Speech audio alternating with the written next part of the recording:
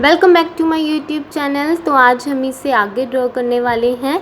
तो चलिए शुरू करते हैं बिना टाइम वेस्ट किए।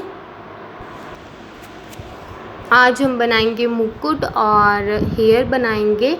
तो मुकुट बनाने के लिए मैं पहले HB पेंसिल का यूज़ कर रही हूँ। मैकेनिकल पेंसिल ली है मैंने, लेकिन मैं आपको सजेस्ट करूँगी कि आप ग्रेफाइट पेंसिल का यूज़ करें, क्योंकि बाद में मैंने रियलाइज़ किया था कि अगर मैं ग्रेफाइट से करती तो ज़्यादा बेहतर रहता, रिज़ल्ट ज़्यादा अच्छा था। तो मैं इवनली इसके साथ शेड करूँगी।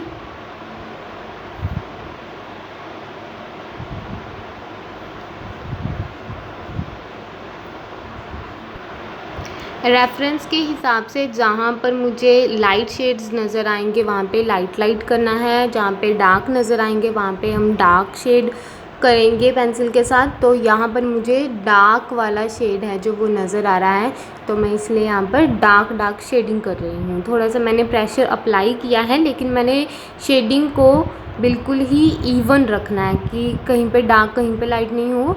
इवनली शेडिंग मैंने करनी है। और जो बीच में मैं एक लाइन छोड़ रही हूँ वो इसीलिए छोड़ रही हूँ क्योंकि वहाँ पर जो स्टोन्स की माला आएगी सर पे जो बनी हुई है तो वो आएगी, इसलिए मैंने बीच में जगह छोड़ी है, क्योंकि डार्क शेड को इरेज करना मुश्किल होता है। तो इसीलिए अच्छी बात ये रहेगी कि हम उसमें स्पेस छोड़ दें। तो जहाँ पे हमने हाइलाइट्स देने होते हैं डार्क शेडिंग में या हमने हेयर्स में देने होते हैं, तो हम लोग वहाँ पर स्पेस छोड़ देंगे, क्योंकि उस एरिया को फिर इरेज करके हाईलाइट करना ईजी रहता है। क्योंकि ये बड़ा एरिया है शेड करने के लिए, तो इसीलिए मैं आपको सजेस्ट करूँगी मैकेनिकल पेंसिल का यूज़ ना करें, क्योंकि हमने यहाँ पे डिटेलिंग तो नहीं करनी है। बड़ा एरिया शेड करना है तो वो वाली पेंसिल अच्छी रहेगी। अब मैं ब्रश के साथ जो ग्रेफाइट है उसको अच्छे से ब्लेंड कर दूँगी, ताकि ग्रेफाइट शीट के ऊपर अच्छे से फैल जाए।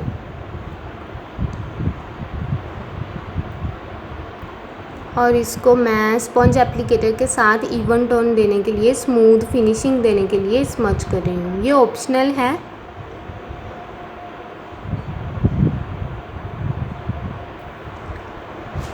अब मैंने रिकॉर्ड तो नहीं किया, लेकिन आप देख सकते हैं कि मैंने जो लाइट वाला पार्ट है उसको मैंने H पेंसिल के साथ, और जो डार्क वाले एरियाज़ हैं उनको मैंने 2B के साथ शेड कर लिया है। और अब जो आगे वाली लाइन है जहाँ पे मैंने छोड़ दिया है, अब मैं उसको 2B के साथ ही डार्क शेड कर दूँगी। तो उसके लिए सबसे पहले मैं 2B के साथ आउटलाइन बना रही हूँ।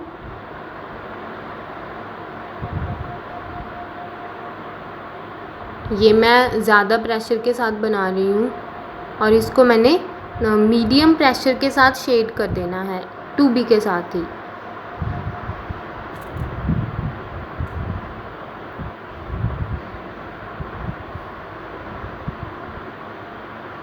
और फिर मैं इसे कर दूँगी ब्लेंड स्पॉन्ज एप्लीकेटर के साथ, ताकि हमें स्मूथ सी फिनिशिंग मिल जाए।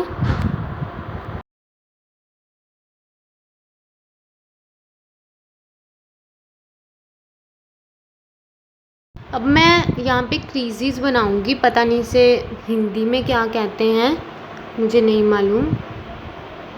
तो ये मैंने 2B के साथ ही बनाऊँगी, क्योंकि यहाँ पे मैंने 2B के साथ शेड किया था तो डार्क नज़र आए। अगर आपके 2B के ऊपर 2B की लाइंस बनाई हुई नज़र नहीं आ रही हैं तो आप 2B के ऊपर 4B बना सकते हो।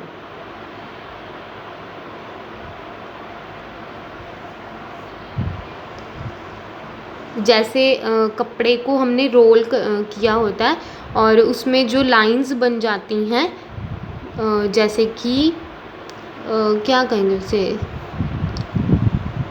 जिसके साथ सिलवटें पड़ जाती हैं, तो वो वाली लाइंस हमने बनानी है। और नीचे की तरफ मैं HB के साथ बना रही हूँ, क्योंकि मैंने यहाँ पे HB के साथ शेड किया था।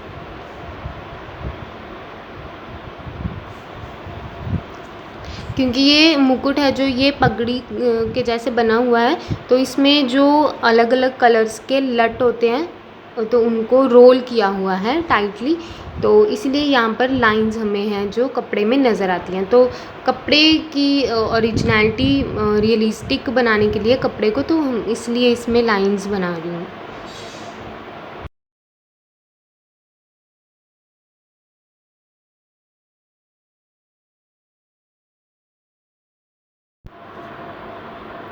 रेफरेंस में इस जगह पर डिज़ाइन बना हुआ है, तो वो वाला डिज़ाइन है जो वो हम बनाएंगे टॉम्बो मोनो और वाइट जेल पेन के साथ। तो इसीलिए मैं इसको और डार्क कर रही हूँ ताकि जो भी हमारे हाइलाइट्स या जो भी बनेंगे वाइट पेन के साथ और इरेज़र के साथ वो अच्छे से हाईलाइट होके हमें नज़र आए। इसलिए मैं इसको थोड़ा सा और डार्क कर दूँगी। मैंने ज़्यादा प्रेशर अप्लाई नहीं किया क्योंकि हमने इरेज़ भी करना है। हल्का सा प्रेशर और बस इसे मैंने शेड कर दिया है। इन लाइंस को हल्का सा आप स्मच कर सकते हो, ब्रश का भी यूज़ कर सकते हो।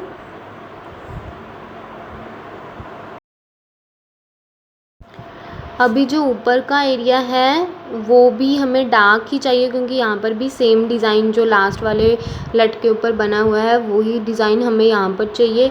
तो इसलिए मैं इसको भी 2B पेंसिल के साथ डार्क टोन में शेड कर दूँगी।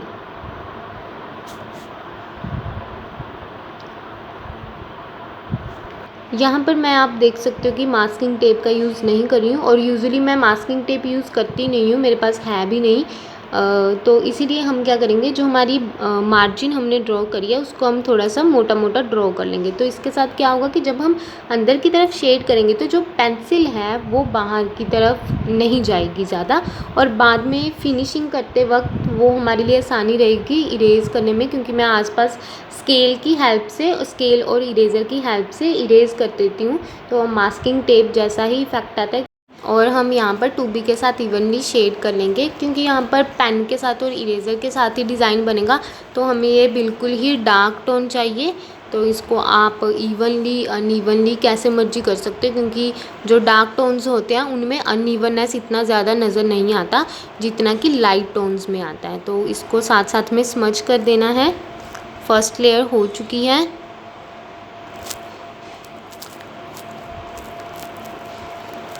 और यहाँ पर भी वैसे हम यहाँ पर सेकंड लेयर भी बनाएंगे। फर्स्ट लेयर जैसे हमने बनाई है तो दूसरी तरफ भी मैंने 2B के साथ ऐसे ही शेडिंग कर देनी है। पहले मैं मार्जिन ड्रॉ करूँगी, उसके बाद अंदर मैं शेड कर दूँगी।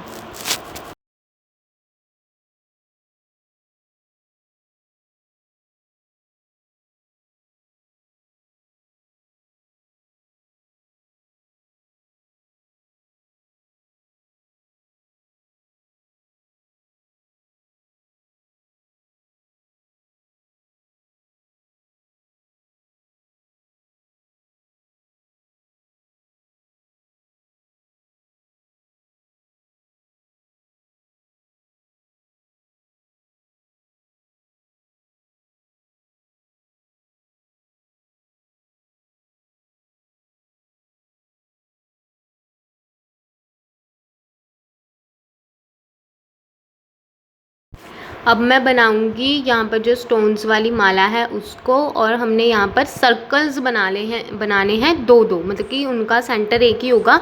हमने कॉन्सेंट्रिक सर्कल्स बनाने हैं दो दो। तो यहाँ पर क्योंकि ऊपर कैमरा था, ऊपर स्टैंड था, तो मैं ऊपर से नहीं देख सक रही थी, तो मैं साइड से देख रही थी, तो इसलिए थोड़े से ओवल शेप के बन गए हैं।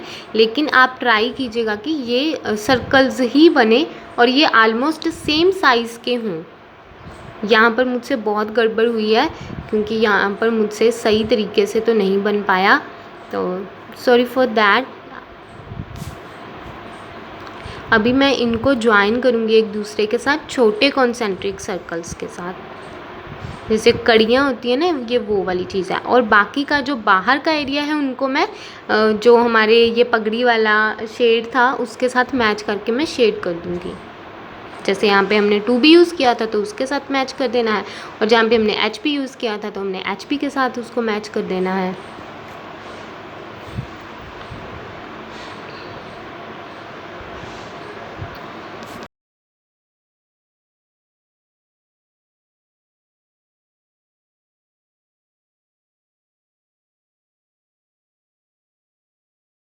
और अब हम जो हमने शेड्स अभी बनाए हैं उनको स्मच कर देंगे। वैसे तो हमने ये पूरी की पूरी जो माला है उसी को ही स्मच कर देना है। उसके लिए मैं पेपर स्टम्प का यूज़ कर रही हूँ। आप चाहें तो आप साथ साथ में जो हाइलाइट्स हैं उसके लिए आप स्पेस छोड़ सकते हैं, इसके लिए आपको पेपर स्टम्प का यूज़ करना होगा। और अदरवाइज़ आप इसको अच्छे से पूरा ग्रेफाइट के साथ आप कवर कर दीजिए और जो हाइलाइट्स हैं आप वो इरेज़र या वाइट पेन के साथ बाद में बना सकते हैं। तो ज्वेलरी बनाने के 2 तरीके हैं और जो मुझे पता है। और अगर आपको ज्वेलरी वाली वीडियो देखनी है तो मैंने एक पहले भी कृष्णा की ज्वेलरी वाली वीडियो बनाई है, आप वो भी देख सकते हो फॉर डिटेल्स। और अभी मैं जो इरेज़र है, देखिए मैंने इसकी टिप बहुत ज़्यादा शार्प कर लिया और इसके साथ मैं जो यहाँ पर हाइलाइट्स बनाऊँगी माला के ऊपर, तो हमें शार्प पेन चाहिए, तो इसीलिए मैंने इसको किसी सरफेस के ऊपर, रफ़ सरफेस के ऊपर थोड़ा सा घिसा कर हमने इसको शार्प कर लेना है। और या आप कट भी कर सकते हो, मैं कट नहीं करती हूँ, मैं थोड़ा सा इसको इरेज़ कर लेती हूँ तो उसके साथ अच्छे से शार्प हो जाता है। और हमने जहाँ जहाँ पर हाइलाइट्स लेने हैं हम इसको इरेज़ कर देंगे।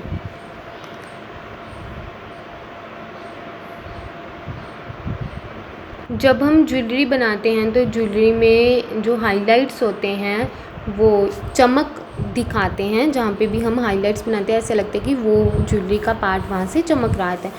तो इसीलिए जो हाइलाइट का पार्ट है ज्वेलरी बनाने में वो बहुत ज़्यादा इम्पोर्टेंट है। अगर आप हाइलाइट्स नहीं बनाओगे तो वो ज्वेलरी रियलिस्टिक नहीं लगेगी। और ज्वेलरी बनाने के साथ साथ आप ज्वेलरी की जो शेडो होती है वो बनाना कभी ना भूलें। अगर आप वो बनाएंगे तो वो आपकी ज्वेलरी 100% रियलिस्टिक लगेगी।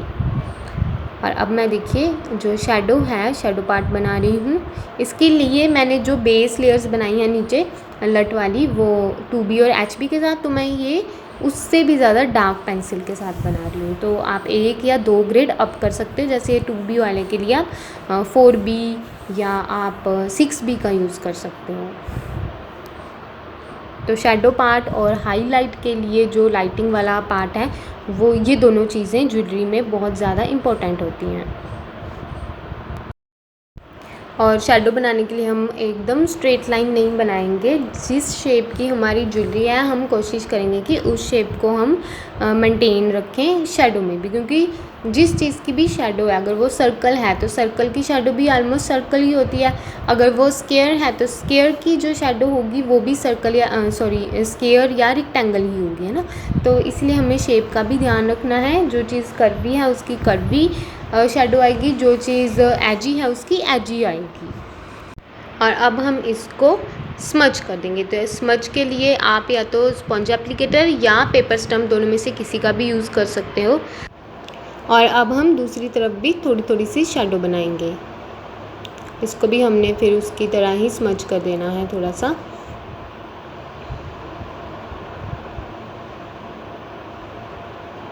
इसके लिए मैंने ब्रश का यूज़ किया है क्योंकि जो पर्ल्स हैं उनके ऊपर ना जाए जो ग्रेफाइट है डार्क वो वाली।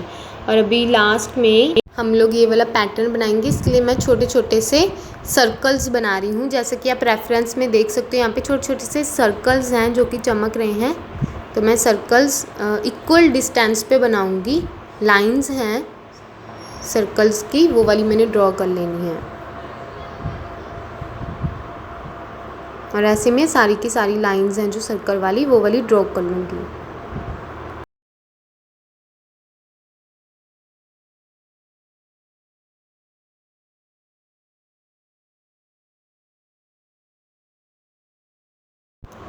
और इसके बाद मैं हाइलाइट्स बनाऊंगी। जो सर्कल का बीच का पार्ट है उसको मैंने इरेज़र के साथ इरेज़ कर देना है।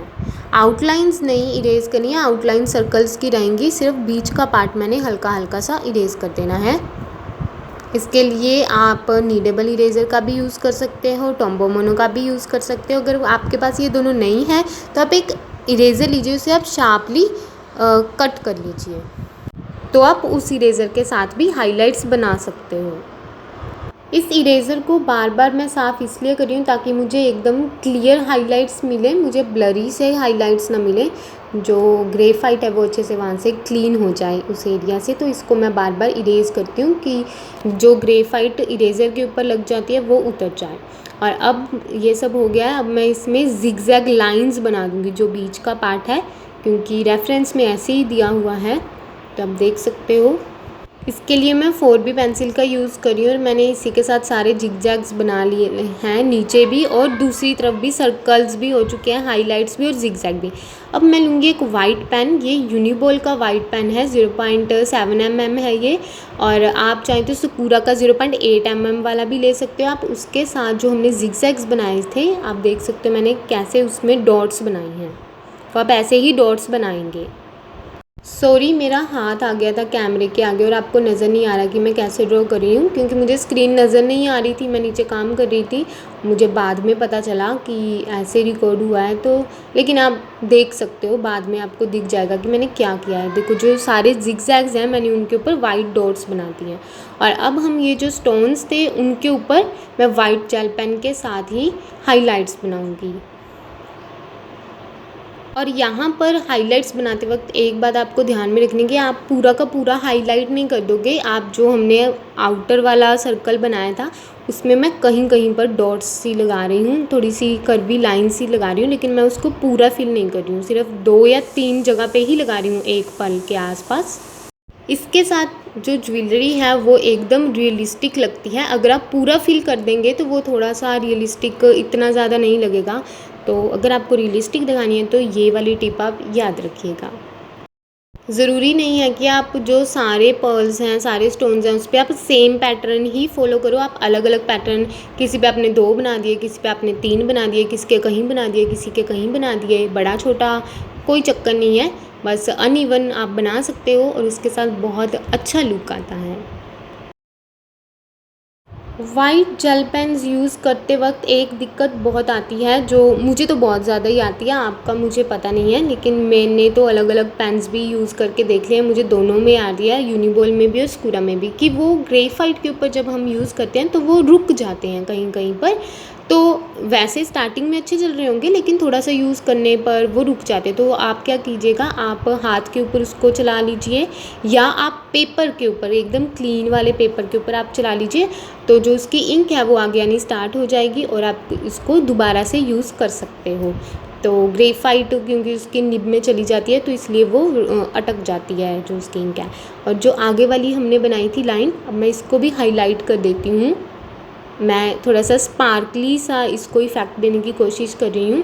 तो आगे में मैंने स्कूरा जेल पेन यूज़ किया है 0.8 mm का। मेरा 0.5 mm का तो चलता ही नहीं है, वो मेरा ऐसे ही वेस्ट गया, पता नहीं क्या उसमें प्रॉब्लम है। उसमें मैंने बहुत कुछ करके देख लिया, वो नहीं मेरा चला, तो इसलिए मैंने यूनिबॉल पर स्विच किया, लेकिन स्कूरा का 0.8 mm बहुत अच्छा है। और अब हम बनाएंगे हेयर्स। उसके लिए मैं ले रही हूँ कार्बन पेंसिल्स 6B, स्टेडलर की है मेरे पास 6B और 8B। तो पहले मैं 6B के साथ है जो मार्जिन ड्रॉ करूँगी और अंदर मैं सर्कल्स बनाकर मैंने हेयर की शेप में, क्योंकि ये कुंडल वाले जो हैं बाल हैं कृष्ण जी के, तो इसलिए मैं सर्कल्स ड्रॉ कर रही हूँ। वैसे कुछ रेफरेंस में इतना नज़र नहीं आ रहा, लेकिन जो मैंने पहले बनाई थी कृष्ण जी की उसमें कुंडल वाले बाल थे, तो इसलिए मुझे पता है, तो इसलिए मैं यहाँ पर कुंडल वाले बाल बना रही हूँ। आप चाहें तो आप सिंपली इसको फिल कर सकते हो क्योंकि नज़र नहीं आता है। और 6B के साथ करने के बाद अब मैं 8B के साथ जो स्पेस रह गया बीच में उनको फिल कर दूँगी।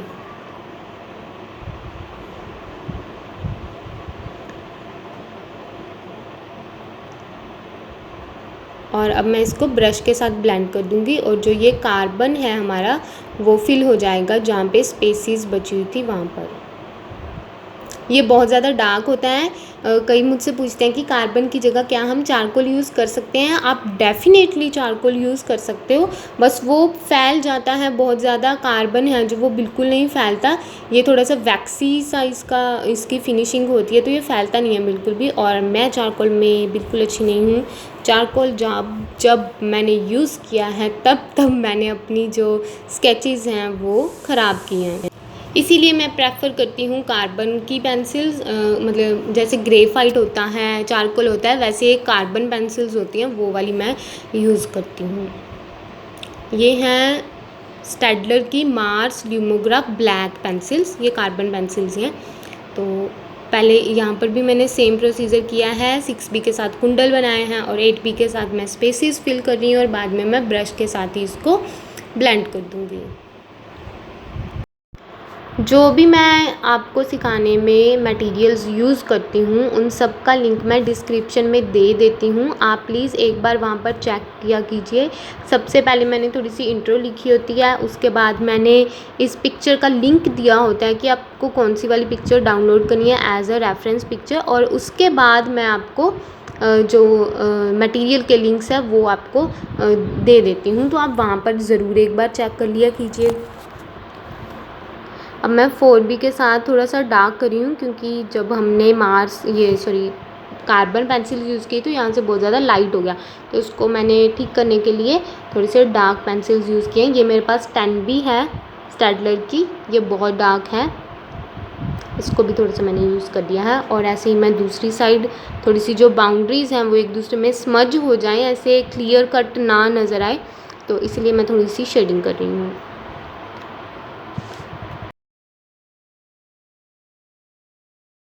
और पगड़ी के नीचे वाला पार्ट भी थोड़ा सा डार्क कर देती हूँ। ये ऐसी चीज़ें हैं जो आपको अगर साथ साथ में पता ना भी चले कोई दिक्कत वाली बात नहीं है, आपको बाद में अगर नज़र आती है तो आप बाद में भी इसको ठीक कर सकते हो। अब हम बना रहे हैं तिलक, तो तिलक के लिए आप वाइट जेल पेन का यूज़ कर सकते हो, और वाइट जेल पेन स्कूरा का भी यूज़ हो सकता है 0.8 mm वाला, और जो यूनिबॉल का है 0.7 mm आप वो भी यूज़ कर सकते हो। तो इसके साथ हमने तिलक है जो जैसे हमें रेफरेंस में नज़र आ रहा है वैसे बनाना है। जो ये वाली यू वाली लाइन है ये थोड़ी सी ब्रॉड है, तो मैं इसको ये तो हाफ बनी है अभी, तो इसको मैं डबल कर दूँगी, इसकी जो विड्थ है उसको, तो ये मोटी मोटी होनी चाहिए।